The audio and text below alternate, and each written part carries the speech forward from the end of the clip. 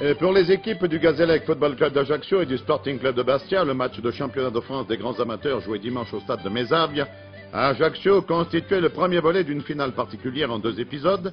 La seconde manche devant évidemment se dérouler à Bastia entre les 2 grands rivaux du football corse. L'ambiance y était, entretenue par une ferveur sans égale par les supporters des 2 camps, mais il y avait aussi, vous l'avez vu, le côté protocolaire que les personnalités officielles avaient épinglé à la rencontre, en venant nombreuses assister à l'événement. On s'attendait donc à une partie ardente, elle le fut au-delà de ce que pouvaient espérer les sportifs d'Ajaccio, à qui les supporters venus de Bastia donnaient vaillamment la réplique, sous la ponctuation réciproque des pétards prodigués sur le terrain. À l'intention de ceux qui ne l'auraient pas deviné, nous préciserons que les champions de France jouaient dans la tenue sombre qu'on leur connaît, c'est-à-dire de gauche à droite. L'enthousiasme du public ajaccien put se libérer le premier, c'est en effet à la 5e minute, vous venez de le voir, que le rapide ailier droit Vescovalli réussit sur un coup franc tiré par Cahuzac à ajuster la balle qui avait échappé au contrôle des défenseurs bastiais.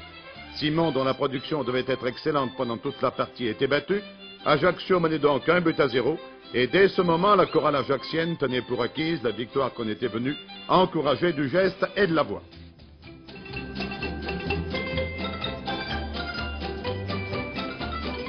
Et première efficacité qui devait libérer l'équipe de Cahuzac de la crispation qui la tenait inférieure à elle-même jusque-là, sans pour autant démoraliser l'équipe bastiaise d'ailleurs, qui territorialement dominée plaçait de vigoureuses contre-attaques. C'est sur l'une d'elles que les équipiers de Strap devaient égaliser 16 minutes après le but de Vescovalli. L'ex-international lillois se chargeait lui-même de l'opération. Il plaçait un retour au centre en cloche. Devant le but ajaccien, la trajectoire était bonne et trompeuse, la balle, et Ristorici surpris. L'effet imprimé au ballon, Ristorici était battu.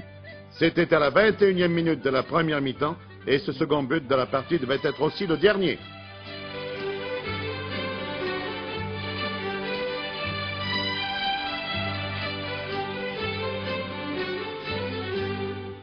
Pétard sur le terrain, enthousiasme dans les tribunes. L'équilibre rétabli au tableau d'affichage, le Sporting de Bastia n'en demandait pas plus. Un point trouvé sur le terrain de Mézavia, c'était un objectif satisfaisant qu'il convenait de défendre, ce à quoi les visiteurs s'employèrent avec une belle énergie.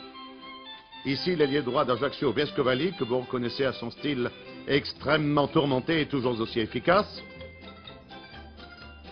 Ajaccio reprit donc la direction des opérations, fit le jeu le plus souvent, mais se heurta à une défense bien regroupée, à l'arrière-garde de laquelle le gardien de but Simon fit preuve d'une extraordinaire maîtrise. C'est à lui en effet, pour une part prépondérante, que les Bastiais doivent d'avoir enlevé, le mot n'est pas trop fort, un match nul qui a quelque peu déçu les sportifs d'Ajaccio. Ici, coup franc au bénéfice du Sporting Club du Gazélec d'Ajaccio, la balle a été frappée par Cahuzac en direction de Mehouri, son petit ailier gauche. Mehouri qui essaye de tromper son adversaire direct Vincenti. La balle reviendra et sera finalement dégagée très acrobatiquement. Deuxième épisode le 16 février prochain à Bastia.